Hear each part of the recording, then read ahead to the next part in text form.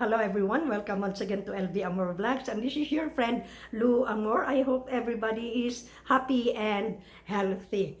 So today I'm going to talk about my own personal experience, my own bout with the flu virus. I do not know what variant, COVID-19, Omicron, or whatever. All I can say that I have experienced a flu-like symptoms, no?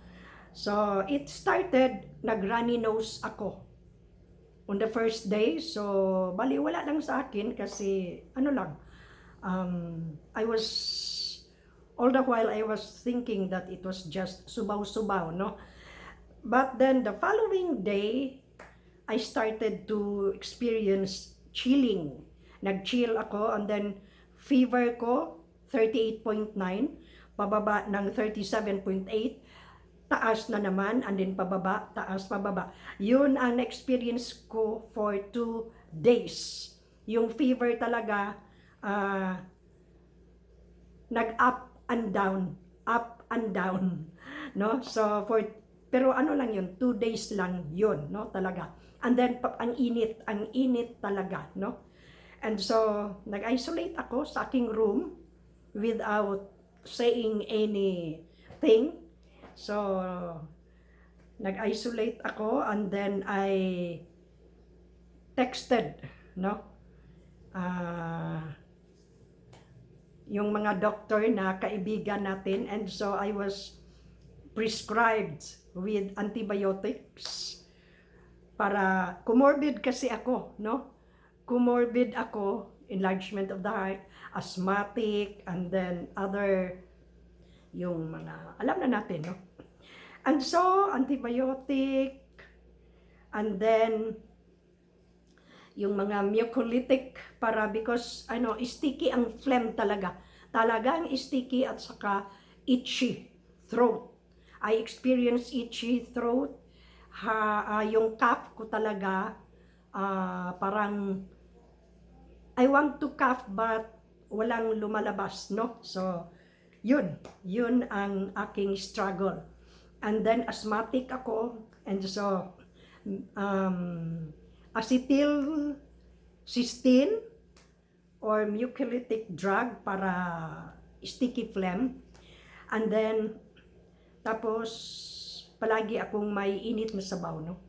Hot soup, chicken soup or broth, any kind of soup para yung mainit talaga. And then gargle ako ng warm water with salt, nakatulong yon. And then kain ng kain lang talaga. I'm glad that my taste buds, yung smell ko, hindi nawawala, no? So, hindi nawawala yon, pero parang wala akong gana kumakain. But then I have to fight the disease, so I keep on eating. Kain lang ng kain kahit ano. And so for my daily diet, I have to include this one, red apple. Bakit red apple? Kasi hindi maasim, no? I am a GERD sufferer or my GERD ako, so ito, really stomach friendly, no? Hindi na ano yung GERD ko, hindi umaandar. And then, banana, no? Banana, tundan or kusta. This is also good. And then, 1 orange per day. Ito talaga ang mga kinakain ko every day while I was battling with that flu-like symptoms, no? Omicron ba Omicron ba yun or any variant? I do not know. So, yun. And then, I'm glad that, yung sleep pala, sleep problem. Hindi ako nakatulog, no? So, which was really not good because kailangan ang tulog pag nagkasakit tayo, no? So, everybody knows that sleep is really important para ma-gain yung strength yung health natin. But the problem with that flu, hindi ako makatulog, no? So, magdamag na walang tulog-tulog. But then, I keep on praying. Nakatulong talaga yung mag-pray tayo sa Panginoon, no? And so, I was able to survive for 15 days. Nag-isolate lang ako, hindi ako lumalabas. Dito lang sa bahay. And then, yun lang. Hot soup, chicken soup, nutritious food talaga, and then eat. I eat everything on the table. And then, yun, yung mga nutritious fruits, apple, saging, oranges, kasi these are the fruits na nasa fruit stand, yung madali lang mabili, no? So, yun ang bout ko sa COVID variant. Pero siguro hindi ako masyadong na down kasi I do not know. Is it because of the vaccine? I am fully vaccinated. So, yun siguro. Nakatulong naman, no? And so, now, I'm back to myself again. The usual happy, and yung tulog ko bumabalik. I can now sleep well. Thank God, because yung taste buds at smell ko hindi nawawala, no? So, yun lang siguro ang mai-share ko, and then let us take extra ano ba yun, yung mga precautionary measures na hindi tayo mahawa ng any variant sa virus. Pero if we cannot avoid it really, consult your doctor, and then paracetamol, acetylcysteine, or any mucolytic drug. I hope I have pronounced the generic correctly. And then water and other fruit juices kung wala tayong problema sa stomach. Nakatulong talaga yung juice. Yung natural na juice, hindi yung artificial na juice. And then again, an apple a day.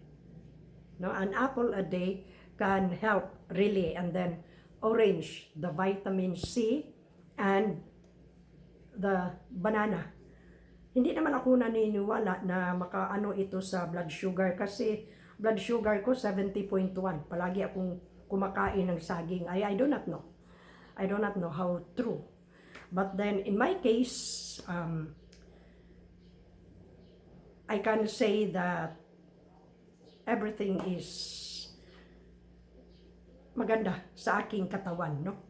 So, yun lang siguro ang i-share ko ngayon. And then, most of all, as what I have said, prayer is still the best medicine to conquer any kinds of diseases. Not only the flu, not only other things, but in everything. It can help us ease our stresses, our burdens, even our mood. So, prayer talaga is the best, no? And so, all glory to God. I'm giving back all the honor, the glory, thanksgiving to the Lord Almighty, who give us strength every day. He is my strength. He is my comforter. He is my healer talaga. The Lord God Almighty. And so, I hope I have given you information about the flu. So, just take good care of yourself. Do not expose too much sa maraming mga tao, sa hangin, sa ulan. Kasi yung subaw, pag hindi naagapan yung subaw, ano na yun, magka-flu tayo, so mahirap na. And very contagious talaga, no? So, yun, I was able to overcome, to fight the flu variant na umaatake sa aking katawan. And so until the next time around, I hope I'll see you again, no? So, bye for now. Have a good and godly day, everyone. And please don't forget, Jesus loves you and me. And so, until sa susunod nating pagkikita or another topic na ating ma-share sa ating mga kapatid. So, again, have a good and godly day, everyone, and God bless us all.